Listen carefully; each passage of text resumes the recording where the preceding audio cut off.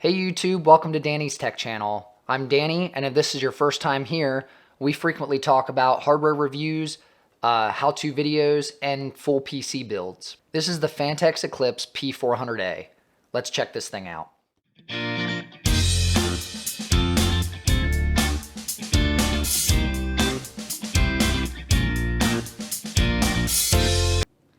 Okay, this is my first case review using these standard components, which I'm going to continue doing for the rest of these case reviews I have. I showed it in another video. I'll leave a link down for that one if you want to know real specific information about these components. But I just wanted to pick components that I could use for all my testing, and then I wanted to have something that created enough heat to really make a difference in a case with good airflow versus bad airflow. Let me know if this method gives you enough information for a case review, and don't forget to subscribe down below so you can check out the next couple cases that I'll be reviewing. Let's talk about the build components real quick that I'm throwing into here. First thing is Intel's i7-10700K processor. This is 8 cores and 16 threads and boosts to 5.1 gigahertz. The storage is a crucial P1 NVMe M.2 500 gigabyte. These things are such good price right now. If you haven't already picked one up, you should definitely check it out. I'll leave a link down in the description. For the motherboard, I used the MSI Z490 Tomahawk. This is a great motherboard. It's a good price. It has overclocking capabilities, and it complements the i7 really well. For RAM, I'm using 16 gigabytes of G.Skill Trident Z, 3200 megahertz speed. This is pretty standard now. The power supply is a EVGA 600BQ. This is a 600 watt, 80 plus bronze power supply. It can handle all these components easily. The graphics card is also EVGA. It is a RTX 2080 XC gaming. This creates plenty of heat, trust me. And finally, let's talk about the case. The Phanteks Eclipse P400A, this is the digital variant, comes with 3 RGB controllable fans, which are installed in the front. The front mesh design allows for high airflow compared to the previous generations of cases. Like I said, there's 3 120mm fans included in the front.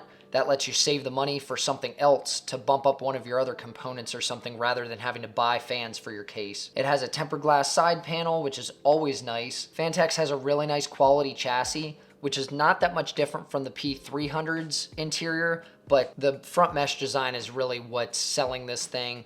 Phanteks actually went back and upgraded the P300 to an A variant, so I think you can pick those up for about $60 or so, as opposed to this case. This one comes in at $89.99 USD. You have front and rear radiator support, anything up to a 360mm radiator in the front, or you can do a 120mm radiator in the back.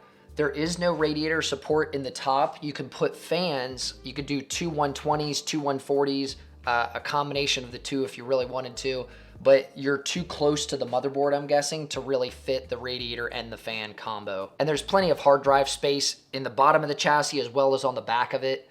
And you can actually get, Phanteks sells these little adapter trays you could put in the front section here. And then you can do 3.5 inch hard drives all the way down, or 2.5 if you so choose. All right, let's throw this thing together and I'll give you my thoughts.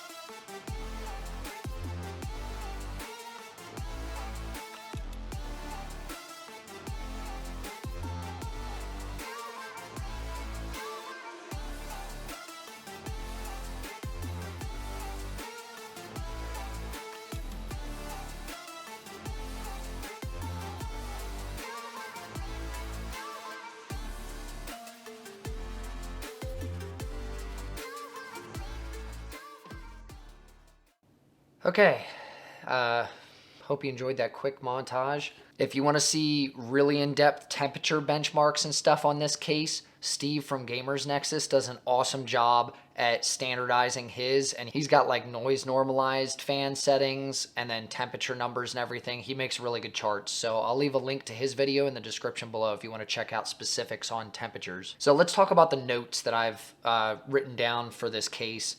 The things that I noted while doing the build is the thin steel makes it lightweight and everything on the inside. Some areas like the power supply and the rear fan mount shroud were a little flimsier than I'd like.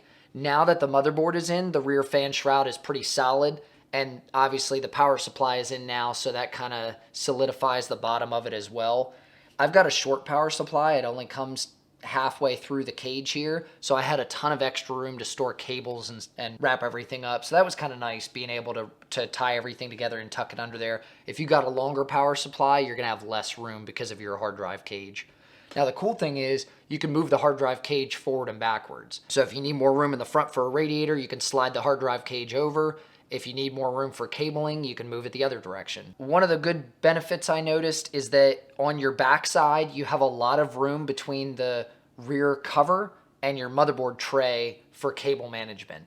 If it's your first time building or anything like that, not only is the price for performance good, but it's an easy case to build in. It really wasn't hard at all. The tie downs for your zip ties are all over the place, right where they need to be. You have your Velcro straps to be able to hold your cables together in the center without having to use zip ties. Those are really nice because you can open them and redo them as much as you need to. You have good pass-throughs on the side for your rubber grommets, for your motherboard cables. You have good pass-throughs on the top for bringing your EPS connector through, and then even on the bottom as well, the whole bottom channel there is pretty open to bring stuff up. The only things I would note as far as like caution, if you're gonna use this case, look for a motherboard that has the side mount USB 3.0. I found a really good layout for this board. Like this board I lucked out with because my USB 3.0 not only is side mount, but I have tons of fan headers down the front side of the motherboard that you can see on the video here, and I was able to plug all of my fans from the front into the motherboard on that same side, so I didn't have cables coming all over the place, and then I didn't need fan extensions to be able to reach the bottom of my motherboard tray as well. So just keep that in mind when you're buying your parts. You may need to change your motherboard choice just to fit this case really well. One note that was kind of a con to me, but I solved it real easily, is that when the case came to me, the cabling on the front for the fans was real sloppy. You could tell they just kind of threw the fans in from the factory because the cables come out the back side of the fan and they were just kind of in the way on the front there. It wasn't very clean.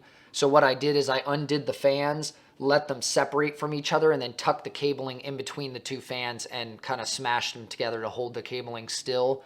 It doesn't hurt anything. It just makes it a little cleaner because you only have one pass through on the top section where the fans, for the front, where the fans are at. So you have to run all three fan cables and RGB cables all the way up and in through the top of the case. Overall, I'd say Phanteks really has a winner here. I enjoyed building in it. Like I said, it was really easy for first-time builders. It has a lot of quality features as far as like tempered glass, RGB fans included, the mesh front panel for really good airflow, and overall the aesthetic of it, the fit and finish and the trim is really nice. It's a high quality looking case, and you're paying less than $100. So once again, it comes in at $89.99 USD.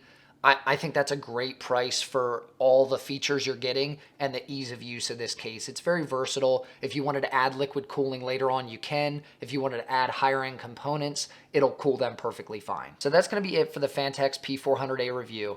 Like I said, I really enjoyed building in it. I like the quality and everything, and they come in at a really good price point. I can definitely recommend this for your next build, whether you're a veteran builder or even a new builder.